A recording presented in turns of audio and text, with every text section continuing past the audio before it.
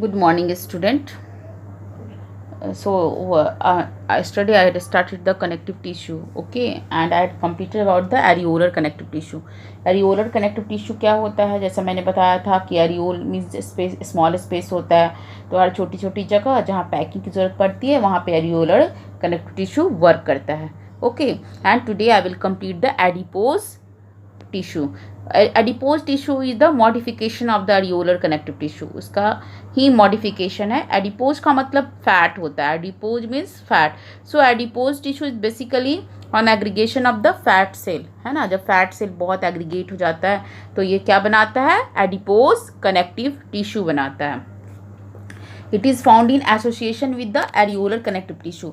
और मैंने कल बताया था ना कि जो एरियोलर कनेक्टिव टिश्यू का हम डायग्राम पढ़ रहे थे तो उसमें भी मैंने बताया था कि फैट सेल होता है ना. और ये उसी के साथ भी पाया जाता है और उसका मॉडिफिकेशन भी होता है. It is modified form of areolar connective tissue.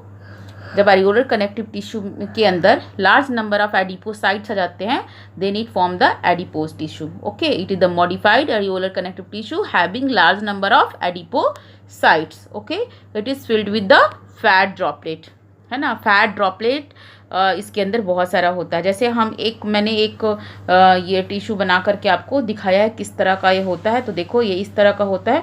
उसके अंदर ये न्यूक्लियस है और साइटोप्लाज्म है and this is the fat droplet. Fat droplet इतना बड़ा होता है और इतना सारा स्पेस लेता है कि जो न्यूक्लियस और साइटोप्लाज्म टुवर्ड द पेरीफेरी चले जाते हैं, पेरीफेरी की तरफ चले जाते हैं, है ना. फैट सेल बहुत बड़ा होता है इसके अंदर. Because of fat droplet the cytoplasm and the nucleus shift toward the periphery. इस फैट ड्रॉपलेट की वजह से साइटोप्लाज्म और न्यूक्लियस जो है पेरीफेरी की तरफ शिफ्ट हो जाते हैं.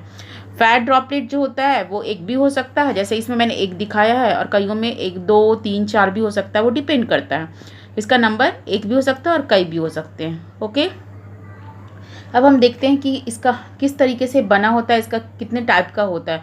तो एडिपोज टिश्यू जो है स्टूडेंट वो 2 तरह का होता है. वाइट एडिपोज टिश्यू और ब्राउन एडिपोज टिश्यू. वाइट में जो होता है वाइट फैट मिलता है ना. It is a white due to the presence of fat. White में जो है फैट ज़्यादा होता है.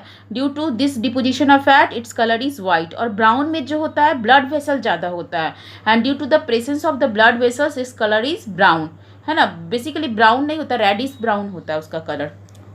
ओके, और इसको जब आप देखोगे वाइट एडिपोज टिश्यू को तो ओपेक होता है ये. मतलब जैसे फैट होता है ना बिल्कुल उस तरीके से, तो उसके आर पार नहीं दिख सकता. लार्ज नंबर ऑफ फैट होगा इसके अंदर और ये बेसिकली एडल्ट में पाया जाता है ना. लेकिन ब्राउन जो होता है वो न्यूबॉर्न बेबी में ज़्यादातर पाया जाता है, फीटस में होता है, इन्फेंट के अंदर होता है, क्योंकि ये इंसुलेटर का काम करता है ना. तो ऐसे बच्चों को ज़्यादा जो है इंसुलेशन की ज़्यादा ज़रूरत होती है, तो इस वजह से न्यूबॉर्न बेबी के अंदर ज़्यादा होता है. ओके, अब हम देख लेते हैं कि जो इसका ये जो एडिपोज कनेक्टिव टिश्यू का किस तरीके से अरेंज होता है. तो देखो जब आप इसका देखोगे स्ट्रक्चर तो ऐसा होता है. तो इसके अंदर पूरा जेलाटिनस मटेरियल भरा हुआ है, जेलाटिन भरा हुआ है, और ये जो है एडिपोसाइट सेल है. ओके, एडिपोसाइट सेल है. और आप देख जैसा कि मैंने एक सेल में अभी बताया था कि न्यूक्लियस रहता है बिल्कुल साइड में चला जाता है. और चूँकि जो फैट ड्रॉपलेट होता है उसकी वजह से, तो इसलिए बोलते हैं कि न्यूक्लियस क्या है, इसेंट्रिक न्यूक्लियस है ना. फैट ग्लोब्यूल किसी में देखो 2 भी है और किसी में 1 भी है ना. और ये जब फैट सेल कभी कभी एकदम क्या डिज़ोल्व हो जाता है तो इस तरह का स्ट्रक्चर बन जाता है. ठीक है, तो ज़्यादा कुछ तो इसमें बनाना नहीं है आपको. ओके, और आप ये बता सकते हो जो मैट्रिक्स है इसका, matrix, this is the matrix, है ना. मैट्रिक्स कैसा होता है? Jelly like. मैट्रिक्स जो होता है जेली लाइक लिख सकते हो, जेली लाइक मैट्रिक्स होता है. ओके, ठीक है. उसके बाद because of this fat droplet the cytoplasm shift toward the periphery and also nucleus shift toward the periphery, है ना.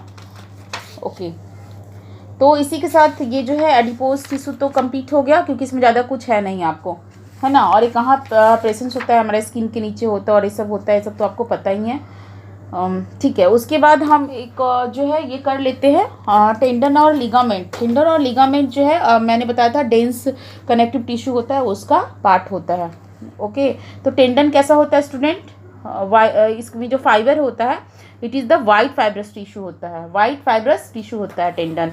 और लिगामेंट कैसा होता है, ligament is a yellow fibrous tissue. Okay, ligament कैसा होता है, येलो फाइब्रस टिश्यू होता है।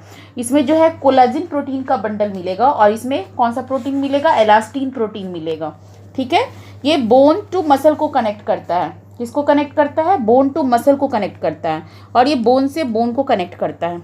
ओके, और ये जो है form from cone of the muscle at one end and other end is attach to the bone. मैं दिखाती हूँ किस तरीके से, देखो जैसे मैंने एक यहाँ पे ना ये बोन बनाया है and this is the muscle. आप देखो दिस इज द मसल, एक इंड इसका मसल है और ये एक बोन है, ये दोनों अटैच होता है ना। तो आप देख रहे हो मसल और बोन अटैच करता है तो टेंडन बनता है, this is the called tendon, है ना। आप अपने हैंड में भी जैसे ये वाला पार्ट होता है ना, यहाँ पे जो है हैंड में बहुत हार्ड पार्ट होता है, किसी किसी में बहुत सुपरफिशियल होता है, दिखता है ये बहुत, इस तरह से आप करोगे तो बहुत हार्ड पार्ट यहाँ पे दिखता है, डैट इज द टेंडन।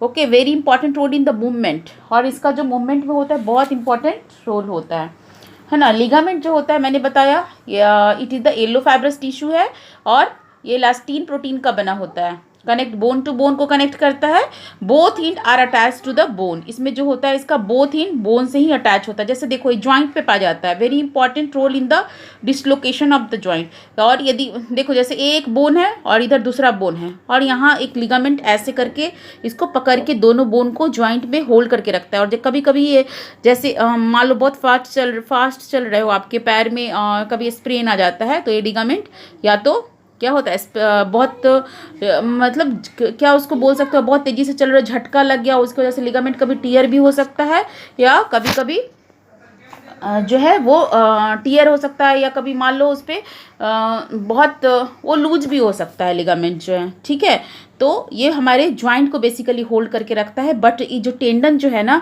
वो बोन से ओरिजिनेट होता है और बोन में ही जाके इंसर्ट होता है। जैसे यहाँ से ये निकला, ये टेंडन बोन से निकला और मसल को फॉर्म किया और फिर जाके बोन में ही इंसर्ट हो गया। ओरिजिन और इंसर्शन इसका बोन ही होता है ना, और इस तरह से मसल बनाता है। ओके, तो टेंडन और लिगामेंट आपको समझ में आया होगा।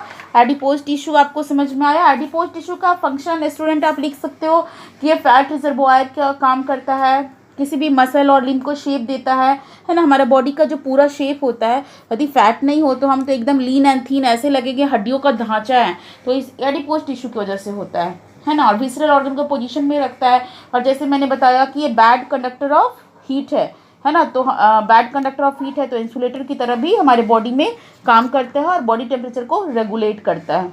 ओके, मुझे लगता है ये टॉपिक आपको समझ में आ गया होगा। बाकी का कनेक्टिव टिश्यू मैं नेक्स्ट वीडियो में करूँगी। Thank you.